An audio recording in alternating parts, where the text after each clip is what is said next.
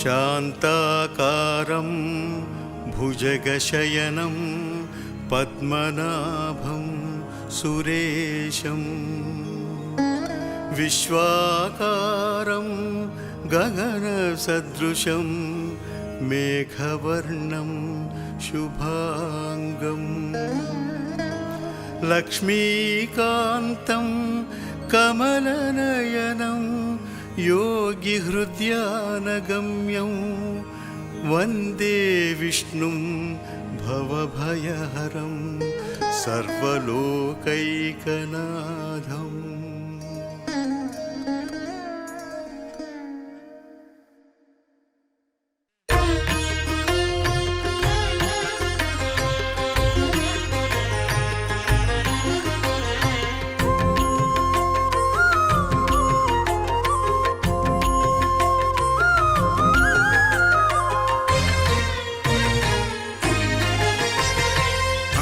దేవుడు భద్రగిరి శిఖరవాసుడు సీతామనోహరుడు శ్రీరామచంద్రుడు. ఆదిదేవుడు భద్రగిరి శిఖరవాసుడు సీతామనోహరుడు శ్రీరామచంద్రుడు. నాతి సీతను గూడి నారదాదులతోడి వీర వెంకట సత్యనారాయణ వ్రతము వేడుకలరగజేయు చూడగారండి దేవదేవుని సత్యదేవు పాడండి. ఆదిదేవుడు భద్రగిరి శిఖరవాసుడు సీతామనోహరుడు శ్రీరామచంద్రుడు.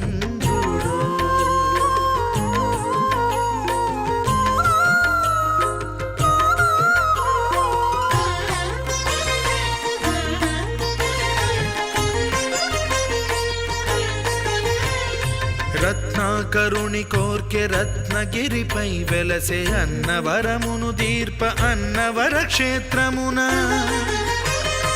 రత్నాకరుని కోర్కె రత్నగిరిపై వెలసే అన్నవరమును దీర్ప అన్నవర క్షేత్రమున. శ్రీరమా సహితుడై చిన్మయానందుడై శ్రీరమా సహితుడై చిన్మయానందుడై సర్వచేతన శక్తి సత్యదేవుని మూర్తి. ఆదిదేవుడు భద్రగిరి శిఖరవాసుడు సీతామనోహరుడు శ్రీరామచంద్రుడు.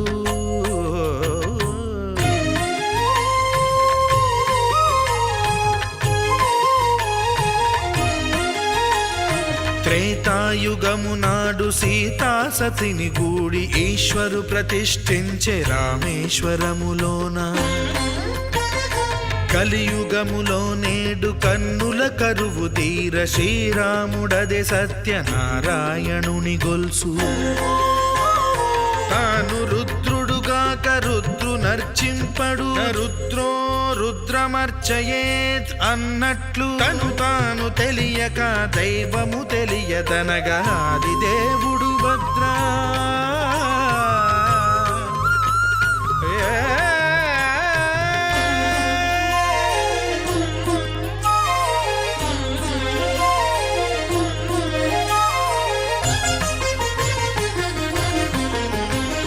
సత్యదేవుని స్వర్ణ ప్రతిమనభిషేకింప 500 నదీ జలములను గుని వచ్చే. ఆంజనేయుడు కనక కలశముల తెచ్చే బంగారు పీఠమున పట్టు పుట్టము గప్పి. ముత్యాలు సవరించి ముందు ముగ్గులు తీర్చి ముత్యాలు సవరించి ముందు ముగ్గులు తీర్చి తోరణాలును కూర్చి సామీరి కూర్చుండే ఆదిదేవుడు భద్రగిరి శిఖరవాసుడు సీతామనోహరుడు శ్రీరామచంద్రుడు.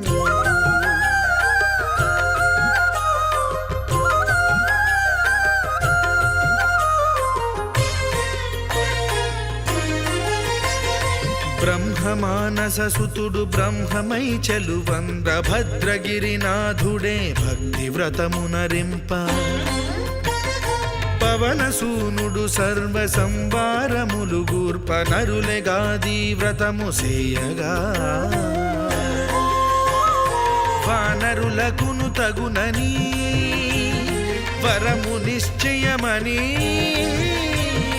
ధర్మ మర్మము లోకమున కెరుక పరచగా దేవుడు భద్రగిరి శిఖరవాసుడు సీతా మనోహరుడు శ్రీరామచంద్రుడు నాతి సీతను గూడి నారదాదులతోడి వీర వెంకట సత్యనారాయణ వ్రతము వేడుకలరగజేయు చూడగా రండి దేవదేవుని సత్యదేవు పాడండి ఆదిదేవుడు భద్రగిరి శిఖరవాసుడు సీతా మనోహరుడు శ్రీరామచంద్రుడు సీతా మనోహరుడు శ్రీరామచంద్రుడు అప్పుడు ఒక కార్యం చేయకుంటుంది. ఇది పంచపాలక ఆయన మహా అంటారు. వాళ్ళు ఎవరంటే గణపతి, బ్రహ్మ, విష్ణుమూర్తి, శివుడు, గౌరీ అమ్మవారు. వీటప్పుడు మీకు అర్థం కాకపోయినా వివాహ సమయంలో విద్య స్కూల్తో మగవాళ్ళు పెళ్లి మొదలు పెడతారు. ఆడవాళ్ళ పెళ్లి గౌరీ పూజతో. మన గణపతి గౌరవ వచ్చారు. ఈ మధ్యలో ఎవరున్నారు? మూర్తులు ఉన్నారు. బ్రహ్మ, విష్ణు, మహేశ్వరుడు ఇద్దరు నీళ్లు పోయిస్తాడు. నీళ్లు పోయించి అమ్మ ఎడంకాలు పెట్టే అబ్బాయి కూర్చొని ఉంగరం తీసుకుంటాడు. ముందు సరదాగా బిడ్డలకి ఆడిస్తాడు. ఏం చెప్తాడు? నీ పేరుంటమ్మా రేవతి. రేవతి ఉంగరం తీసామనుకో రేవంతి హేమకుమారికి వంట చేసి పెడతాడు, కాఫీ చేసి పెడతా, ఉంగరం తీయమని చెప్తాడు. అది రిపీట్ చేసి చెప్తాడు. హేమకుమారి ఉంగరం తీసామనుకో రేపు దాంతో వచ్చింది భార్య అని చెప్తాడు. నిజంగా భ్రమించుకొని అది చేతులు పెట్టి నీళ్ళు కొని గిచ్చుకొని నీ గెలిచా తీస్తాడు ఆ ఉంగరాన్ని. ఉంగరం గెలిచినట్టు కాదు, గెలిచి ఓడిపోయినట్టు కాదు. సరదాగా క్రియ అది. ఆ శాస్త్రం ఏంటంటే ఈ త్రిమూర్తులు ఆద్యపోతుంది. ముగ్గురు కూడా బిందులు ఆహ్వానించాలి. ఎవరు? బ్రహ్మ, సరస్వతి, విష్ణుమూర్తి, లక్ష్మి, శివ ముగ్గురు కూడా బిందులు ఆహ్వానించి ఆ యొక్క నీళ్లు మాధ్యం చేశారంటే ఎలా అయితే కలిసిమెలిసి అన్యోన్యంగా ఉన్నారో ఆ ఆద్యములు కలిసిమెలిసి క్రియది. అలా చెప్పకుండా సరదా కోసం పెట్టారని చెప్పగానే నిజం భ్రమించుకొని ఈ పక్క 10 మంది మగవాళ్ళు, ఈ పక్క 10 మంది ఆడది దూతి అనగానే పట్టుబడ్డాయా అలా ఘాట్లు పడి ఇల్లు కన్నుల బాష్పముల్ దొరల తొడగే గుండె గుడియాయే బ్రతుకెల్ల పండువాయే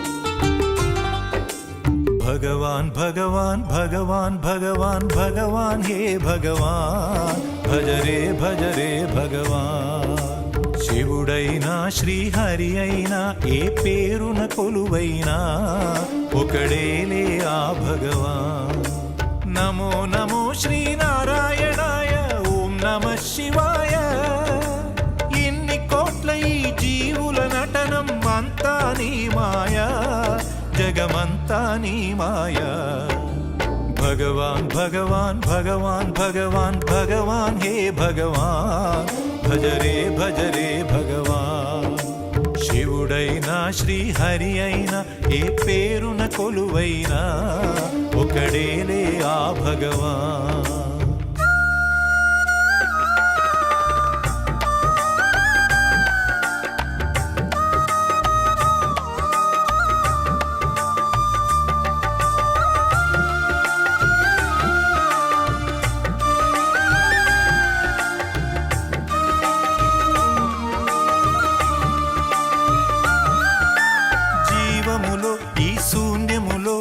భావములో భవబంధములో జీవములో ఈ శూన్యములో భావములో భవబంధములో అంతట నిండిన అంతర్యామికి దేహమే ఆలయం గరుడే హరుడని తెలిసిన నాడే కలుగును ముక్తి పదం నేనే నీవని తెలియక నీకై వెతకటమన్నది ఒక చిత్రం నీలో కదిలే మాకై నీవే వెలసిన కథలే బహు చిత్రం నీవే అఖిలం నీవే నిఖిలం అంతా నీ జాలం మనసే మాయాజాలం భగవాన్ భగవాన్ భగవాన్ భగవాన్ భగవాన్ హే భగవాన్ భజ రే భగవాన్ శివుడైనా శ్రీహరి అయినా ఏ పేరున కొలువైనా ఒకడేలే ఆ భగవాన్.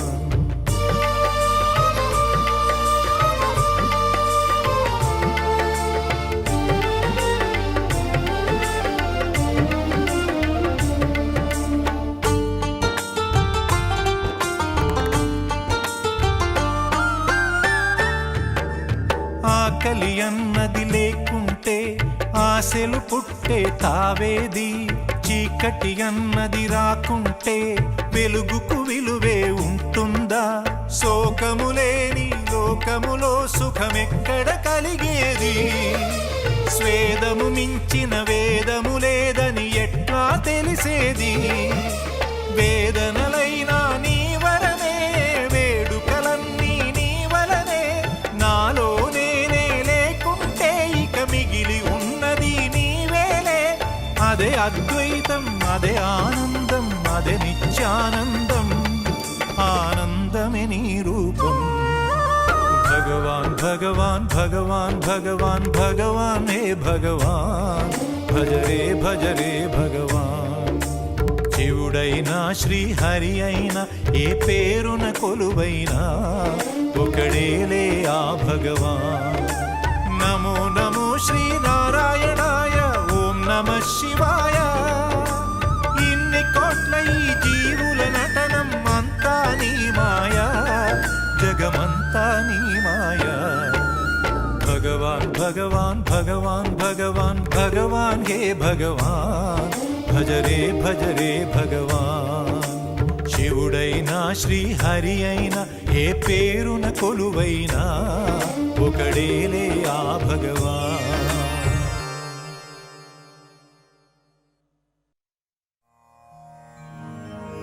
ప్రభుం నారాయణం దేవం శుక్లవర్ణం చతుర్భుజం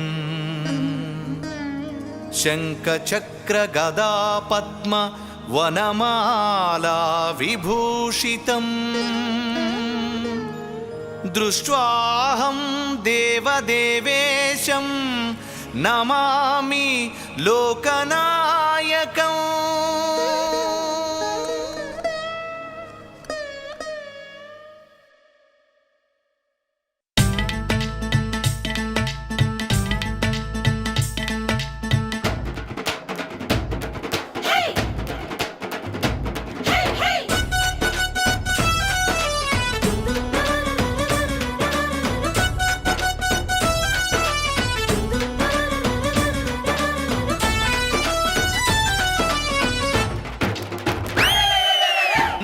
నోమన్నలారు నోము చేసుకుందాము నోమన్నలారు నోమన్నలారు నోము చేసుకుందాము నోమన్నలారు. కొత్తగా ఏ పని మొదలిడిన ఏ కొత్త బంధములు ముడిపడినా ఏకదా నైమిషారణ్యే ఋషయః సౌనకాదయః ప్రపంచరాగతం సూర్వే పౌరాణికం ఖలు. బయట కోసం పట్టుకోబాకండి, అది పోయినే వాళ్ళు వాళ్ళు పోతే ప్రియహా వాళ్ళంతా కూడా మీరు భక్తి చేసుకుని మీకు ఫలితాలు ఇస్తుంది. సత్యనారాయణ స్వామి దేవత ప్రథమోధ్యాయం ప్రారంభ. ఏకదా నైమిషారణ్యే ఋషయః సౌనకాదయః ప్రపంచరాగతం సూర్వే పౌరాణికం ఖలు. పూర్వం నైమిషారణ్యంలో నైమిషము అనగా ఏంటి అర్థం ఏంటంటే, నయ్యంటుడు మీరు మగ్గం చేసే వాళ్ళ ద్వారా పలచక్కర ఉంటుంది, అది కోణల కోణం అది నెయ్యి అంటే కోణములు అర్థం. ఈశాన్యం చక్రం చుట్టూ బొట్టుడు బాగా గీత గీస్తుందో ఆ గీత దుష్టగ్రహ ప్రయోగించడం అక్కడ యజ్ఞాలు చేసుకున్నాయా అన్నట్ట. తక్షణమే ఆ విష్ణువు చక్రం వదిలిపెట్టాడు. ఆ చక్రం కాశీనగర్ దగ్గరలోనే చుట్టూ బాట గీత గీసేసింది, రౌండ్ చుట్టాక గీత గీసింది. ఆ గీత దాటి దుష్టగా ప్రయోగించడం గ్రహం లోపలికి అక్కడ యజ్ఞాలు చేస్తూ రాక్షం చేస్తూ ఉన్నారు ఈ సమస్త ఋషులు కూడా. అందుకే నైమిషానికి పేరు వచ్చింది. నైమి అంటే పల చక్రం గొప్పనాగాలకు ఈశాన్యం చక్రం. ఆ యొక్క నైమిషారణ్యములో సమస్త ఋషులు యజ్ఞాలు చేస్తూ ఉన్నారు. అలా చేస్తూ ఉండగా ఆ ఋషులలో ఒక ఋషి గారి పేరు సూత మహాముని ఋషి కూడా ఉన్నాడు వాళ్ళలో. ఆ సూత మహాముని సర్వశాస్త్రాలు నేర్చుకున్నాడు, సర్వ భోగాలు చూస్తున్నాడు, సర్వ ఇతిహాసం తెలుసు, అన్ని శాస్త్రాలు లేవు ఋషి గారికి. అందరూ కలిసి గురువుగారు ప్రశ్న వేశారట. ఓ సూత మహాముని, ఇహమందు ఈ జన్మలో సర్వ సుఖాలు పొంది పరమందు మోక్షాన్ని పొందాలి అంటే ఒక వ్రతము కానీ ఒక పూజ కానీ ఉంటే తెలియవచ్చవయ్యా మహానుభావులు ప్రార్థించారట ఈ శౌని గారి మనుషులు శుద్ధులు గారండి. శుద్ధులు గారు ఓ మహాసక్ర ప్రశ్న వేశారయ్యా, నన్ను ఎవరైతే మీరు అడిగారో అదే విధంగా పూర్వము ఈ నాద మహాముని ఆ శ్రీ మహావిష్ణువు ప్రశ్నించాడయ్యా అన్నారట. మీరు ఒక ప్రశ్న వేస్తున్నారు, ఓ గురువర్య్యా మనమంటే మనుషులు తెలుసుకుంటున్నాం ఉంది, నాద మహాము దేవత కదా, ఆ దేవతకి సంశయం ఎందుకు వచ్చింది అడుగుతున్నారట. చెప్తున్నారు శుద్రవారు, మహర్షులారా పూర్వం నాద మహాముని 14 చదువుతున్నారట. 14 లోకాలంటే ఈ భూలోకానికి ఊర్ధ్వంలో 7 లోకాలు ఉన్నాయి, అధో కింద 6 లోకాలు ఉన్నాయి. ఆ 7 ప్రాంతం భూలోకి 14 లోకాలట. ప్రథమంగా ఈ నాద మహాముని ఈ ఊర్ధ్వ భూలోకి వచ్చేసాడట. ఇక భూలోకి ఆశ్చర్యపోయాడు. కారణం ఏంటంటే పైపై చక్కగా ఇల్లు కట్టుకున్నారు, వెళ్ళి భోజనం చేస్తున్నారు, సుఖంగా జీవిస్తున్నారు. ఇక భూలోక వస్తువులు మాత్రము తినడానికి తినలేక, ఉండడానికి ఇల్లు లేక దరిద్రం ఇస్తూ ఉన్నారు. అలానే ఊరుకున్నారా, వాళ్ళు హింసించుకుంటున్నారు, దుర్భాషలు ఆడుతున్నారు, పాపనాలు చేస్తున్నారట సమస్త మానవానికి కూడా. ఆశ్చర్యపోయాడు ఈ యొక్క నాద మహాముని. అవురా తెలుసు కుతూహలం కలిగి దక్ష వైకుంఠానికి వెళ్ళిన నాద మహర్షి. ఈ నాద వైకుంఠం వెళ్ళిన సమయంలో శ్రీ మహావిష్ణువు ఆదిశేషుడు అంటే స్వామి కలుగుతున్నాడట, స్వామి ఎప్పుడు ఉన్నాడు. లక్ష్మీదేవి కాళ్ళు అవుతుందిట. వెళ్ళినటువంటి ఈ నాదమహంని ఒక జగత్రక్షక వైకుంఠవాస శ్రీమన్నారాయణ ఆది మధ్యాంతరహిత నిర్గుణ నిరామయ్య మేల్కోవైన స్తోత్రం పాడుతున్నాడట. స్తోత్రం మెలకు వచ్చింది శ్రీ మహావిష్ణువుకి. లేచి చూచాడు, నాదమహర్షి చేశాడు వైకుంఠానికి, వైకుంఠానికి నీ దాకా కారణమేమిటయ్యా అడిగారట. చెప్తున్నాడు నాదమహర్షి, ఓ జగద్రక్షక వైకుంఠవాస శ్రీమన్నారాయణ ఆది మధ్యాంతరహిత నిర్గుణ నిరామయ్యం తెలియందే ఉందయ్యా. ఆ ఊర్ధ్వ సుఖంగా జీవిస్తున్నారు. ఈ భూలోక వాసులు దైత్యం ఇస్తారు కాబట్టి 50 మంది సుఖంగా జీవించాలి అంటే ఒక వ్రతము కానీ ఒక పూజ చేయవచ్చవయ్యా మహానుభావ అని చెప్పని అడిగారట. అప్పుడు చెప్పే తక్షణమే వైద్యులు మాట్లాడుకున్న ప్రసన్న కూర్చున్నారు మంచి కథలు. తక్షణమే ఈ యొక్క నాదమహాము అన్నట, ఓ నాదమహాముని నీవు లోకహితార్థమే అడిగావు కాబట్టి చక్కటి వ్రతం ఉన్నది. వ్రతం పేరు సత్యనాశ వ్రతం అనుకోవచ్చు, సత్యదేవ వ్రతం అనుకోవచ్చు. ఈ వ్రతంలో వచ్చేవాళ్ళు వాస్తవ శాస్త్రంలో వ్రతం పగల్లో వచ్చే వ్రతం కాదు ఇది. సాయం సమయంలో సూర్యాస్తమయం అయిన తర్వాత చంద్రోదయం కాగానే చంద్రుడు నమస్కారం చేసుకుని చేయాలి వ్రతం ఇది. ఈ వ్రతం వచ్చేవాళ్ళు పగల ఉపవాసం ఉండాలి, కడిగి ఉపవాసం ఉండాలి. ఉపవాసం ఉండి సాయం సమయంలో సూర్యాస్తమయం అయిన తర్వాత చంద్రోదయం కాగానే చంద్రుడు నమస్కారం చేసుకొని ఇంటికి ఈశాన్యం వంటి మూల గోమయము తొలగమన్నాడు. గోమయం అంటే ఏంటి? ఆవు పేడ తొలగాలట. అప్పుడంటే మట్టి నెల కాబట్టి అలికామనుకోండి సుగంధర వాసన వస్తూ ఉంటుంది. మా భూలు గ్రాంట్ వచ్చిన తర్వాత అలికామనుకోండి ఆవు పేడతో కప్పు కొడుతుంది ఎక్కేసామని. అలికేసి శుభ్రంగా రకరకాల ముగ్గులు ఏర్పాటు చేసుకొని అందుకు ఒక మంటపం ఏర్పాటు చేసి ఆ మంటపం మీద నూతన వస్త్రం పరచి కొంత ధాన్యం పోసి ఆ యొక్క ధాన్యం మీదకి ముందుగా శ్రీ విఘ్నేశ్వర స్వామి వారిని ఆహ్వానించమన్నాడు.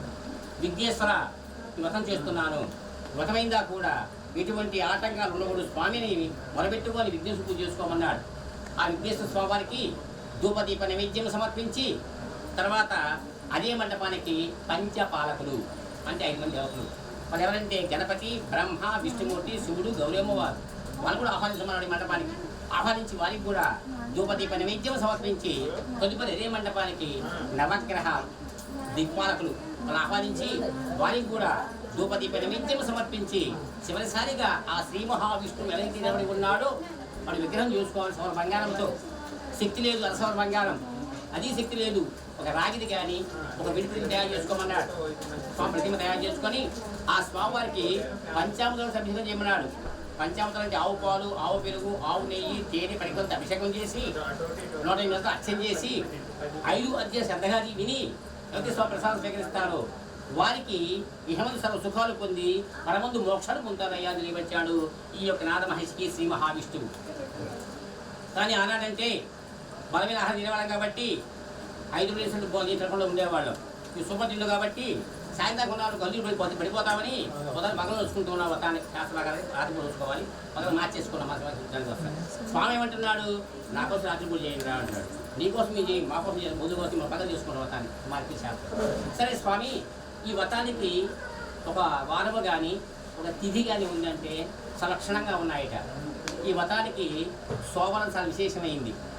తిరిగి వచ్చేటికల్లా ఏకాదశి పౌర్ణమి చాలా విశేషమని చెప్పి వచ్చాడు.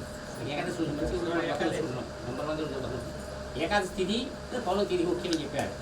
మాసం వచ్చేటికల్లా కార్తీక మాసము, వైశాఖ మాసము, మాఘమాసం విశేషమైందని చెప్పి శ్రీ మహావిష్ణువు అన్ని విషయాలు ఇంకొక ప్రశ్న వేస్తున్నాడు. ఓ జగద్రక్షగా శ్రీమన్నారాయణ, ఈ వ్రతాన్ని ఎవరు నోచుకోవచ్చు? ఈ వ్రతాన్ని నవవధువులు అంటే కొత్తగా పిల్లలను ఉంచుకున్నాను అనుకోండి, ఆ దంపతులు కలిసి అన్యోన్యం కాపురం చేయాలని సకసంతా కలగాలని అభ్యస్తాట శ్రీ మహావిష్ణువు. వీరియే కాకుండా కార్యార్థి అయి ఒక పని అనుకున్నాము, ఆ పని కావట్లేదు, పదమార్జించామనుకోండి, అనుకున్న పని చేయించుకుంటూ ఉంటారు. మరియు శత్రులు మిత్రులు కావాలంటే మన ఇంటి పక్కన వాళ్ళు, ఇంటి వెనక వాళ్ళు ఎప్పుడు అడుచుకు తిట్టుకుంటూ ఉంటారు. వాళ్ళంతా మనకు అనుకూలంగా ఉండాలంటే, మిత్రులుగా ఉండాలంటే వ్రతం చేశామంటే శత్రులంతా మిత్రులు అవుతారట. మరియు కొత్తగా ఇల్లు కట్టుకున్నాను అనుకోండి, వ్రతమాచరించారనుకోండి, వ్రత మహత్యం వల్ల ఇంటికి ఆయిచ్చాడు. 10వ అధ్యాయం సమాప్త. కనుకందుకోండి అక్షరులు ఆ స్వామిని నమస్కారం చేసుకోండి. అధ్యాయం ప్రారంభ అని శ్రద్ధగా విన్న నాదమహర్షి వినేసినటువంటి నాదమహామని 10 మంది భూలోకం చేశారట. నాదమహర్షి బ్రాహ్మణి, ఓ బ్రాహ్మణోత్తమ, నువ్వు ఎక్కడ తగ్గుతున్నావు, నీ సంక్షేమటంగా అడిగాట.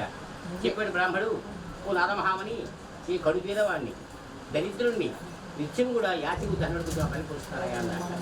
అప్పుడు చెప్పాట నాదమహర్షి, ఓ బ్రాహ్మణోత్తమ, నువ్వు ఇహమందు సర్వ సుఖాలు పొందాలి అంటే సత్యాలు రోజుకోవయ్యా, సుఖాలు ఇస్తావయ్య నువ్వు అన్నాడు. సరే నాదమహామని, వ్రతానికి ఏం కావాలయ్యా అడిగాట. ఈ వ్రతానికి ఏవైతే కావాలో అని తెలియవచ్చాడు నాదమహర్షి ఈ యొక్క బ్రాహ్మడికి. బ్రాహ్మణ అన్నట్ట, ఓ నాదేవాడిని, నా వల్ల కాదయ్యా వ్రతం చేసుకోవాలయ్యా అన్నట్ట.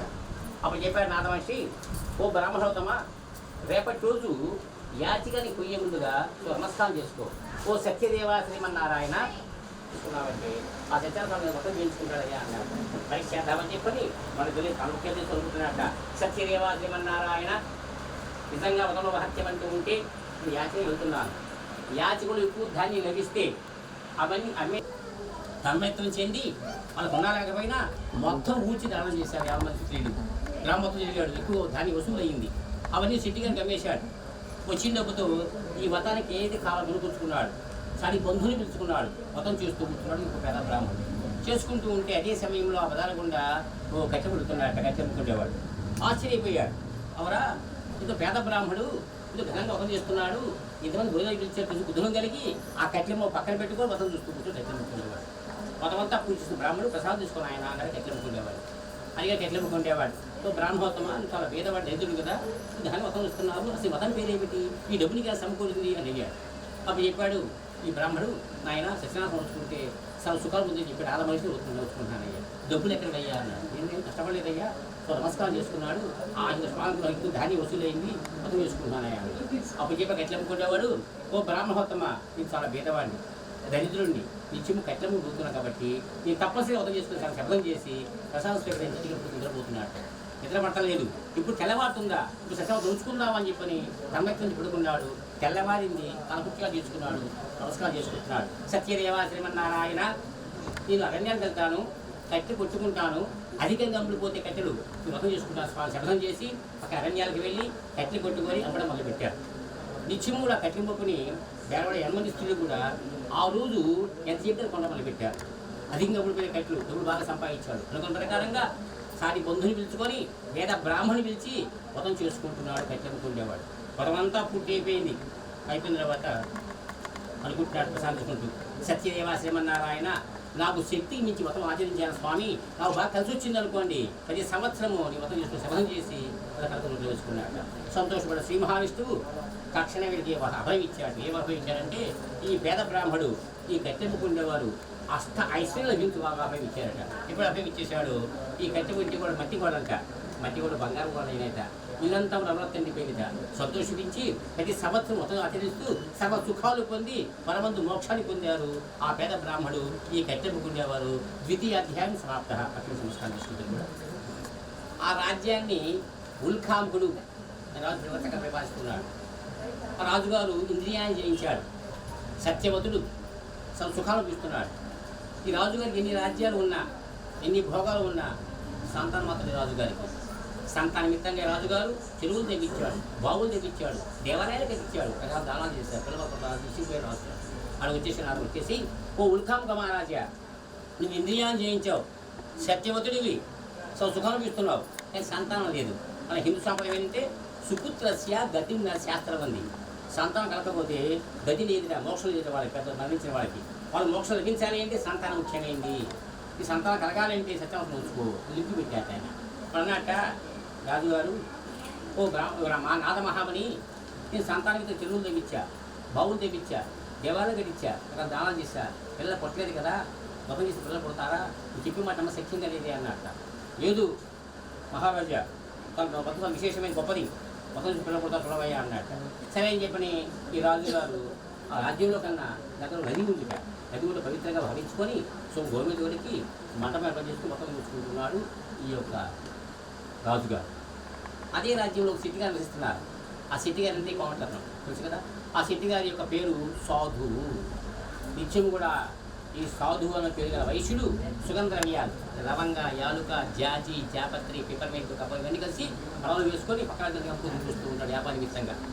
అలా వస్తూ ఉన్నాడు పడవలు వేసుకొని రాజుగారు, ఈ వైశ్యుడు సాధువు. మార్గమధ్యంలో రాజు వ్రతం చేస్తున్నాడట.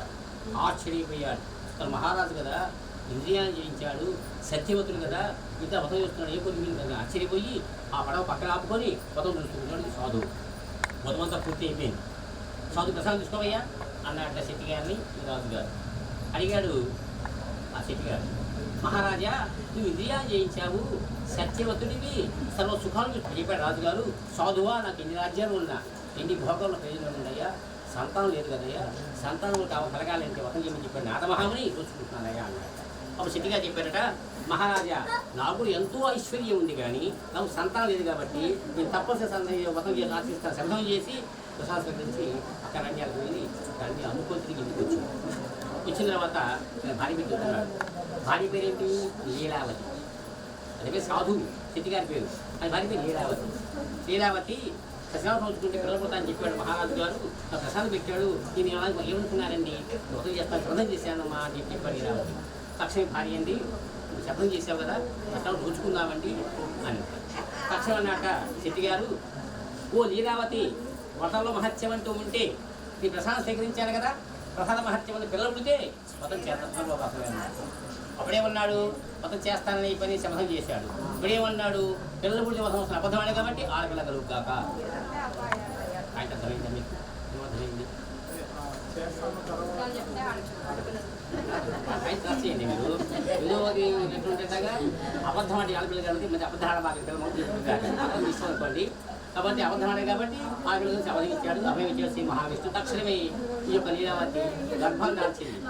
9 మాసాలు పోసింది.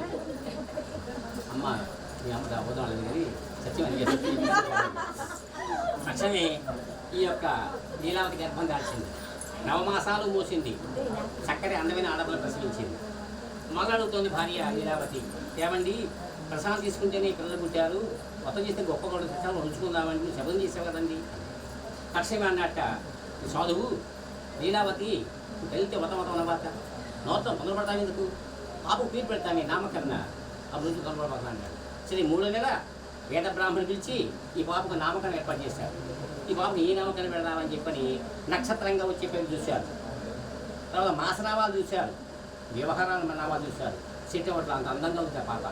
అప్పుడు అన్నారట వైశ్యులు, ఓ బ్రాహ్మణోత్తములారా మీరే ఒక చక్క పేరు పెట్టండి మా పాపకి అన్నారట. అప్పుడు చెప్పాడు బ్రాహ్మణుడు, వైశ్యులారా మనం పెట్టబోయే పేర్లకు ఆ పాప యొక్క అందానికి సంబంధంగా ఉంది కాబట్టి, చక్కగా అందంగా ఉంది కాబట్టి పాప కళావతి నామకరణం చేద్దామన్నారట. కథాస్తు అన్నారు, పాప కళావతి నామకరణం. కలిపేరిందమ్మా నమ్మకాలు వెళ్ళారు, కళావతి కలిపేరింది.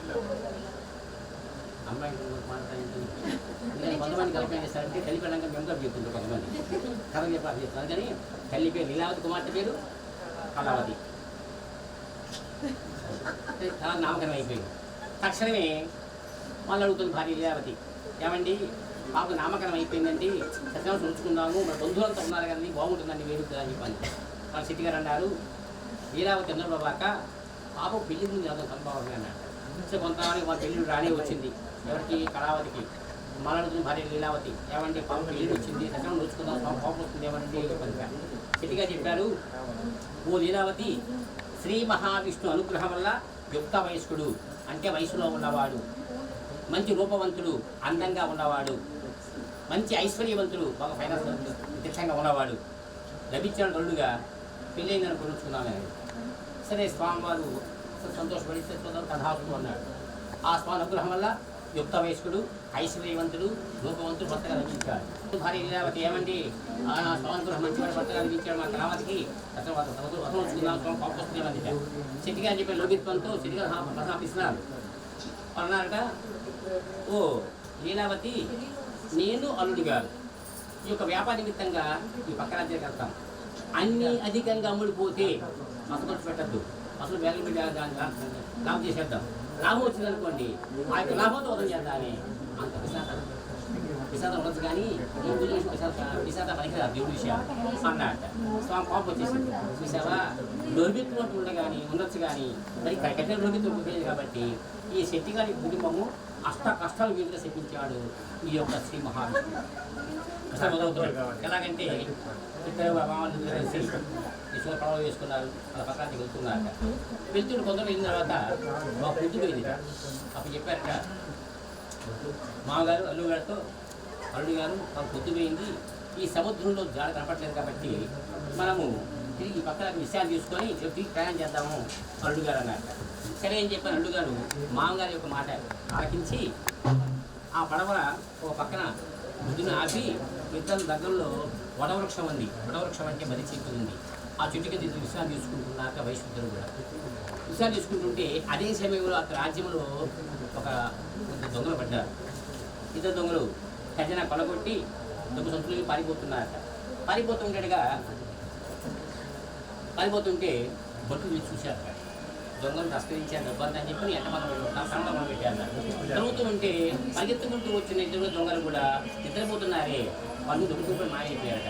అసలు దొంగలు కాదు, శ్రీ మహావిష్ణువు దూతలు దొంగ రూపంలో వచ్చి వాళ్ళు ఖజానా కొల్లగొట్టి దొంగలు పారిపోతున్నారు. సరే మాయైపోయారు ఇద్దరు దొంగలు. పరిగెత్తుకుంటూ వచ్చారు రాజభట్లు. ఇద్దరు లేపారట. ఎవరయ్యా మీరు అంటున్నారట.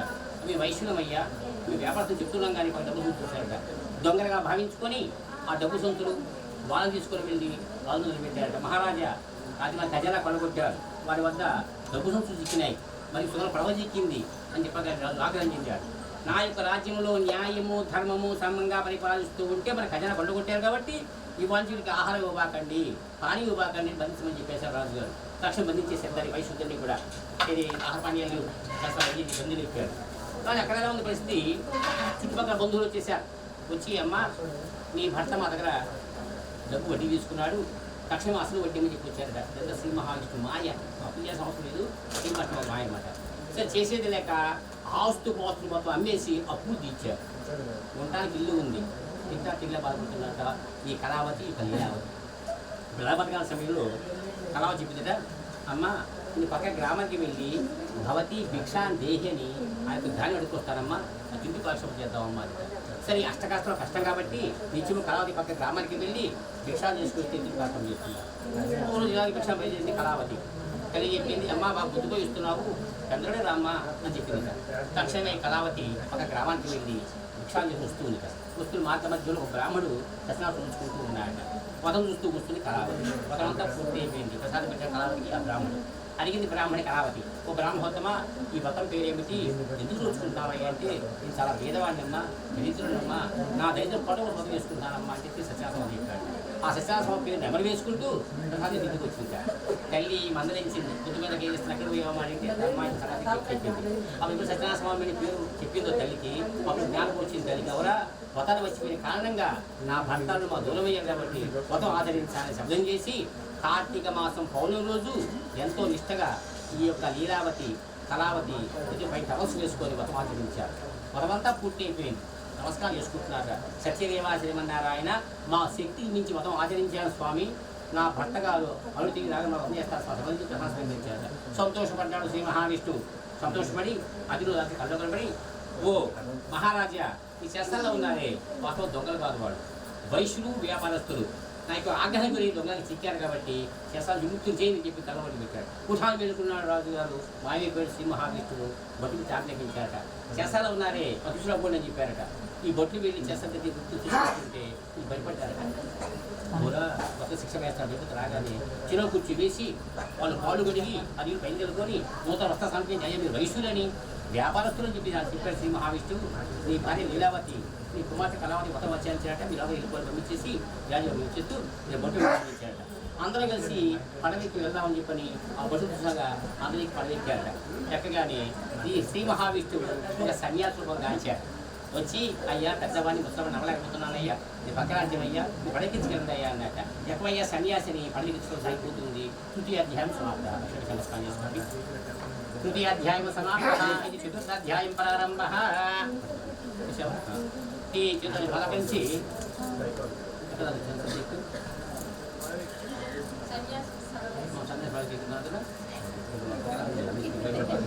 మంచిగా పడలేదు అందరికీ పట్టున్నారు కదా.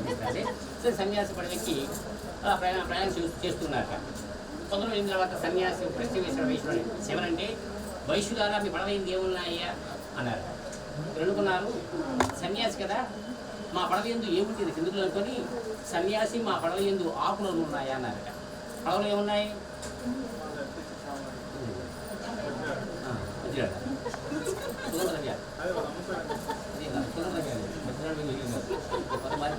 సరే లవంగాలు యాగలు అది సుగంధగాలు ఉన్నాయి. అప్పుడు అన్నారట వీళ్ళు మా పడవ ఎందు ఆకులు అన్ను ఉన్నాయని చెప్పారట. అబద్ధం అని అనమాట. మనకు ప్రశ్న వేస్తున్నాడు సన్యాసి, వైశ్యులారా ప్రయాణం చేస్తారు ఆకులతో పడవలు మానుకోకుండా కొన్ని వందల మైళ్ళు అసలు నిజం చెప్పండి మీ పడవలు ఏముందాయని ప్రశ్న వేశారట. నిర్ధారించుకున్నారు ఇతను మాత్రము సన్యాసి కాదు, దృఢంగా బలంగా ఉన్నాడు.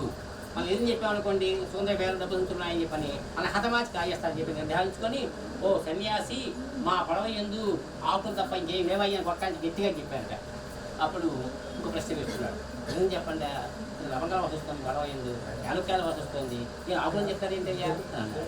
మీరు గొప్పదమడుతున్నారు. ఏమంటే ఓ సన్యాసి మా యొక్క రాజ్యంలో అందరూ కూడా అనారోగ్యంతో బాధపడుతూ ఉన్నారు. మన ఆరోగ్యంతో చేయాలి అంటే వనములు కావాలని చెప్పారు. వనములు అంటే ఏంటి? ఆకులు కదా ఆ పస ఆరోగ్యం చేస్తారని గొప్పది వాడారు. అప్పటి నాకు సన్యాసి అన్నట్ట సరేనయ్యా మీరు పదే ఏమైతే ఉన్నాయని అంటున్నారో అవి మీకు లభించుగాక తథాస్తు అని పడవ దిగిపోయాడు సన్యాసి. మన పడవ సాగిపోతుంది. కొందరు చూడు వర్షం వస్తుంటారు. అప్పుడు చెప్పాడు అడుగుగారు మామూలు బాగా వర్షం వస్తుంది ప్రభుత్వం డబ్బులు చూడమంటామండి చూడవయ్యా అని. ఆ తరపు ఓపెన్ చేస్తే అవి మాయమైపోయినాయి. చుట్టూ ఏంటి మొత్తం మాయమైపోయి ఉన్నాయి, ఆకులు ఉన్నాయట.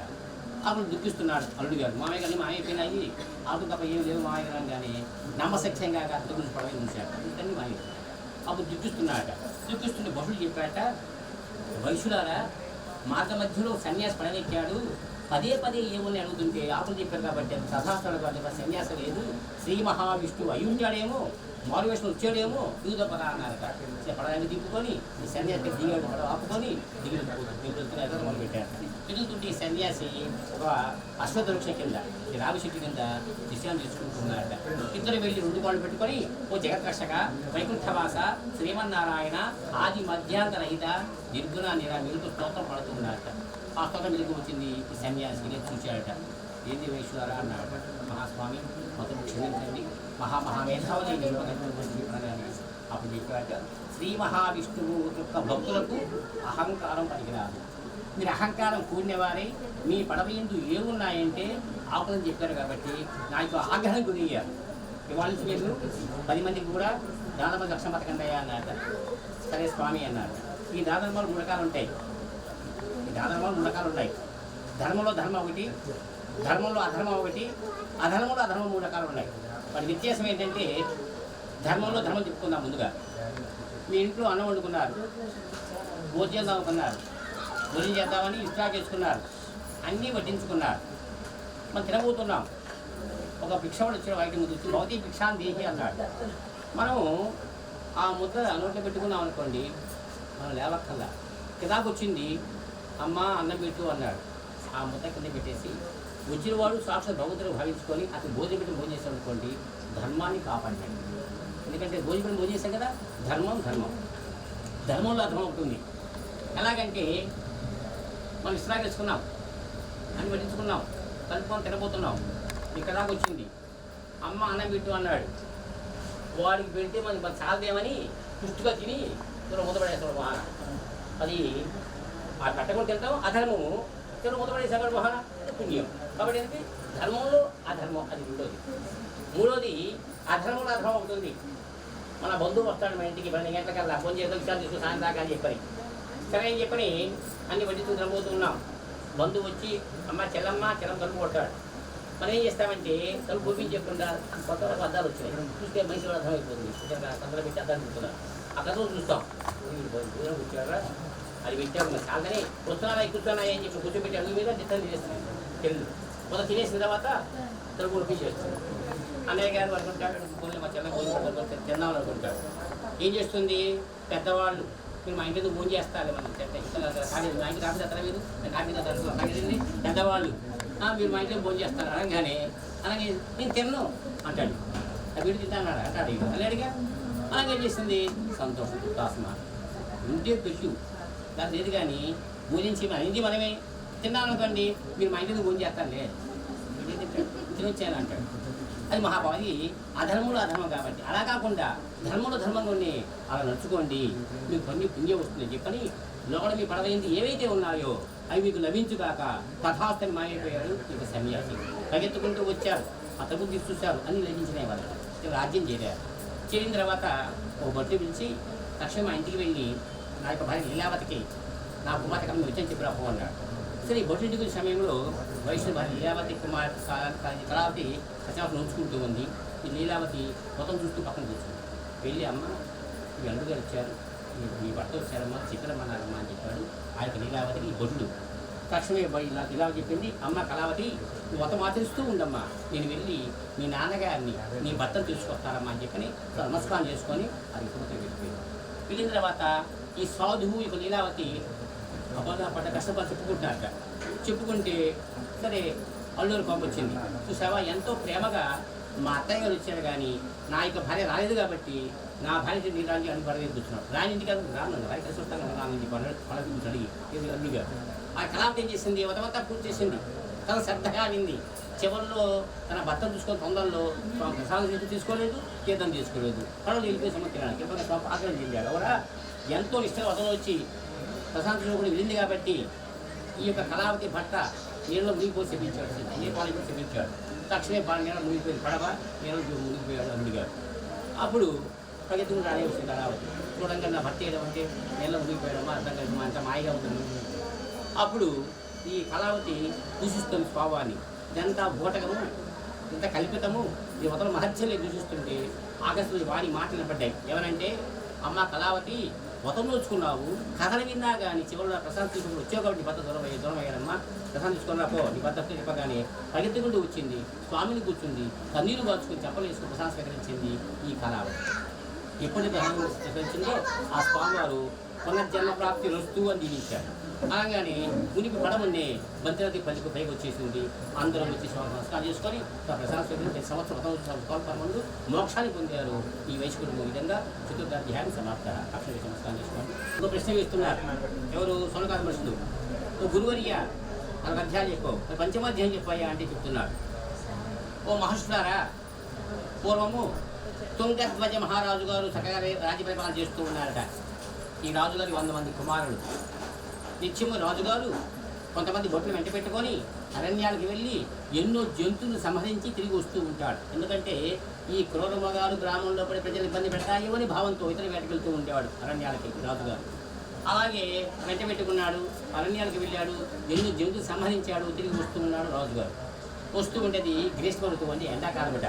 ఎండవేడికి తట్టుకోలేక వచ్చే మార్గ మధ్యంలో ఒక పెద్ద మారేడు వృక్షం ఉంటే వృక్షం విషయాన్ని తీసుకుంటున్నారు చుట్టుపక్కల కామలా. అప్పుడు అదే సమయంలో కొంతమంది యాదవులు అంటే గొల్లలు శశనం ఉంచుకుందామని చెప్పని మండపాలతో బ్రాహ్మణులతో భజింతలతో వస్తున్నారట. పూర్వమైతే అధ్యాయం కూడా నరవహించేవాడు. ఇప్పుడు అది ఎత్తేసాం కాళేశ్వరం ఇప్పుడు ఎత్తేసాము. అది అధ్యాయంగా మేళ వహించాలి. అలాగా ఈ భజింతులతో ప్లస్ ఈ బ్రాహ్మణులతో ఈ మండపాలతో వస్తున్నారట ఈ యాదవులు అంటే గొల్లలు. వస్తున్నట్టుగా ఏం చేసి లేదు చూసాడు శబ్దాన్ని వెనుక వచ్చి రాజుగారికి. వచ్చేవాళ్ళు ఎవరు యాదవులు. ఈయన ఎవరు క్షత్రులు ఇన్ని రాజుని వాళ్ళు వస్తుంది పైకి అహంకార పడుకునే ఉన్నాడు టైం మాత్రం లేవాల పొలం తక్కువ వచ్చింది ఇచ్చిరాకపోయినా అతనికి బ్రాహ్మణికి గౌరవం ఇవ్వాలి, ఆ వచ్చేటి ఆ మండపానికి గౌరవం ఇవ్వాలి, ఆ పటానికి గౌరవం ఇవ్వాలి. వాడి మొత్తం మర్చిపోయాడు రాజుగారు. ఈయన క్షత్రియుల్ని వచ్చేవాళ్ళు యాదవులని అహంక పడుతూనే ఉన్నాడు. ఆ చెట్టు కింద ఆ చెట్టు కిందకి వచ్చాడు. చేసుకొని శుభ్రంగా కలిపి మండపం అంతా మొత్తం పూర్తి చేశాడు. మొత్తమైన ముందు రాజు ప్రసాదం పెడతాను, మహారాజు ప్రసాదం తీసుకోవయ్యా అన్నారట. రాజు అన్నట్ట నేను క్షత్రియునిరా, మీరు యాదవ్ కులం తక్కువ వల్ల ప్రసాదం పెడతాను, ప్రసాదం నా బుద్ధులా చేసుకుని అప్పుడు ఎందుకున్నారు రాజు వస్తున్నాడుగా ఏం చేద్దామని చెప్పని మీరు ప్రసాదం పెట్టుకున్నారు. ఇప్పుడు ఆ ప్రసాదం వస్తున్నాడు రాజుగారు. ఫామ్ వచ్చి ఫామ్ వచ్చి ఎంతో భక్తిగా ప్రసాదం పెట్టి వస్తున్నాడు కాబట్టి ఈ రాజుగారి 100 మంది కుమారులు మరణించి ఆకాశం ఇచ్చాడు. 100 మంది కుమారులు మరణించేశారు. అంతమంది తొక్క ముగిపోయింది. అష్టమికి అంతపురం వచ్చాడు. అంతపురం బయట ద్వారపాలు గుర్తిస్తున్నాడు. అడిగాడు ఎందుకు గడుస్తున్నారా మీరు అడిగాడు. నేను ఎందుకు వచ్చానంటే రావుతూ కుడు కాదు, సంతోషవాత చెప్పానుకోండి తెచ్చి దానం చేస్తాడు, అశుభం చెప్పాడు అనుకోండి మొదలకెత్తికి వచ్చేస్తాడు. నీ 100 మంది కుమారులు మరణించాను ధృవాత చెప్పానుకోండి మనకి శాసిస్తాడని చెప్పిన భావంతో సవాన్ని చెప్పాలి. అతను తెలుస్తున్నారు. అశ్వికు లోపలికి వెళ్ళిపోయాడు రాజుగారు. 100 మంది కూడా మరణించారు రాని ఇరుస్తూ అడిగాడు మహారాజు గారు. మహారాజు దుఃఖాన్ని కానీ ఎందుకు ఇస్తున్నావు అని అడిగాడు. ఏం చెప్పంటావు మహారాజా, ఉదయం వేటకి వెళ్ళావు కదా, ఈ 100 మంది కుమారులు ఉపక్రమించలేదు, అడిగారికి 100 మంది మరణించాలని తీర్మానం చేశాడు మహారాజా అని. ఇతను దుఃఖిస్తున్నాడు. ఒక బొచ్చు చెప్పాట. మహారాజా మార్గ మధ్యంలో కొంతమంది యాదవులు వ్రతం చేసుకుని ప్రసాదం పెట్టి వద్దున్న కారణంగా 100 మంది కూడా మరణించారేమో స్వామి పాప వచ్చి పరీక్షేద్దాం మహారాజా అన్నారు కదా. పరీక్షేద్దామని చెప్పని అనగానే అశ్విని తెలిపి ప్రసాదం పెట్టండి అంటే యాదవుని ప్రసాదం పెట్టారు. అనుకుంటున్నాట సత్యదేవ శ్రీమన్నారాయణ, నీ ప్రసాదం తీసుకోని కారణంగా 100 మంది కుమారులు మరణించి ఉంటే నా తప్పు తెలుసుకున్నాను, ప్రసాదం స్వీకరిస్తున్నాను. 100 మంది కుమారులు కనుక బతికారనుకోండి నీ మొత్తమాత్రిస్తాను శబ్దం చేసేసి ప్రసాదం స్వీకరించాడు. సంతోషపడి శ్రీ మహావీరు సంతోషపడి లక్ష్మి దీవించాట. పునర్జన్మ ప్రాప్తి వస్తే దీవించాట. 100 మందికి 100 మంది లేచి ఆడుకుంటున్నారు, పిల్లలంతా లేచి ఆడుతున్నట్టు. అంతమందికి వచ్చాడు. మహారాజా 100 మంది లేచి ఆడుకుంటున్నారని చెప్పాట. ఈ యొక్క బడులు దండులు పెంచాట. రేపు సాయంత్రం ప్రతి ఒక్కరూ కూడా శస్త్రాస్త్రం రాజుగారి ఆజ్ఞ ఈ వ్రతానికి ఏవైతే కావాలో అది రాజు సమకూరుస్తామని చెప్పి దండోలు పెంచాడు. ఆ దండోలు పెంచే 50 మంది కూడా పడగలే కాలుకుర్చీలు తీసుకొని శుభ్రంగా ఇల్లు వాకిలు కట్టుకొని అలా పసుపు బుట్టి పెట్టుకొని తోనపాకులు కట్టుకొని పగల శ్రీ మహావిష్ణు నామ సంకీర్తన చేసుకొని సాయం సమయంలో సూర్యాస్తమైన తర్వాత అందరూ కలిసి వ్రతం ఆచరించారట. ఈ వ్రత మహత్యం వల్ల రాజు 50 మంది ప్రజానీకము సర్వ సుఖాలు పొంది 10 మంది మోక్షాలు పొందారు. 5వ అధ్యాయం సమాప్త. కలగతగా విశేషించి ముందు మీరు కృష్ణాక్షి మోసుకోండి. ఒక విషయం లక్ష్మి పెట్టడానికి తీసుకుంటుంది కదా, తీసుకోండి.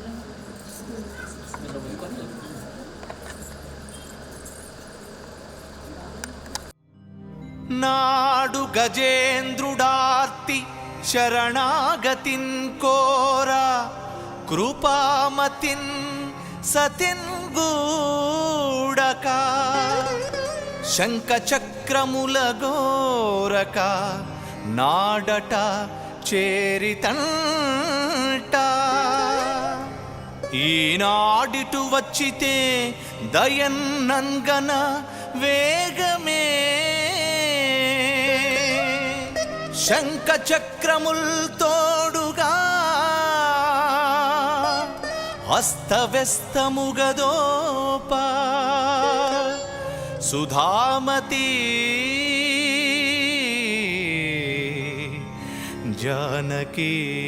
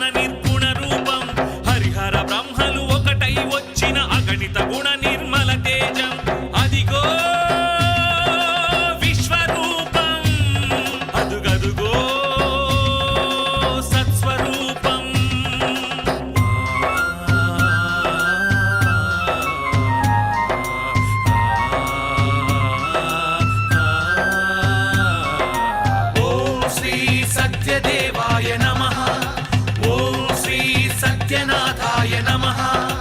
ఓం శ్రీ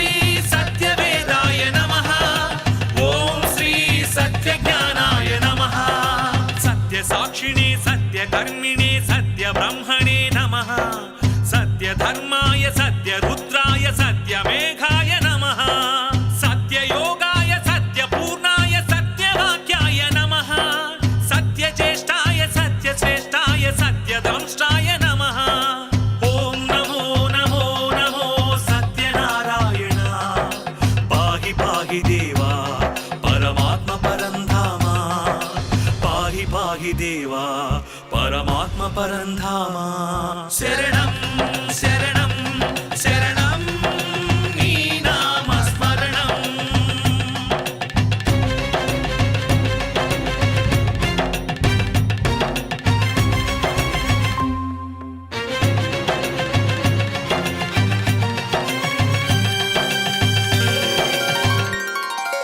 ఓం శ్రీ సత్యపురుషాయ నమః ఓం శ్రీ సత్యశిఖరాయ నమః ఓం శ్రీ సత్యమకుటాయ నమః ఓం శ్రీ సత్యకమలాయ నమః సత్యవహ్నయే సత్యవాయవే సత్యబాహవే నమః సత్యనియమాయ సత్యసింహాయ సత్యమోహాయ నమః సత్యాంబరాయ సత్యాయుధాయ సత్యేశ్వరాయ నమః సత్యాంబుజాయ సత్యస్థిరాయ సత్యప్రదాయ నమః ఓం నమో నమో నమో సత్యనారాయణ పాహి పాహి దేవా పరమాత్మ పరంధామ పాహి పాహి దేవా పరమాత్మ పరంధామ శరణం శరణం శరణం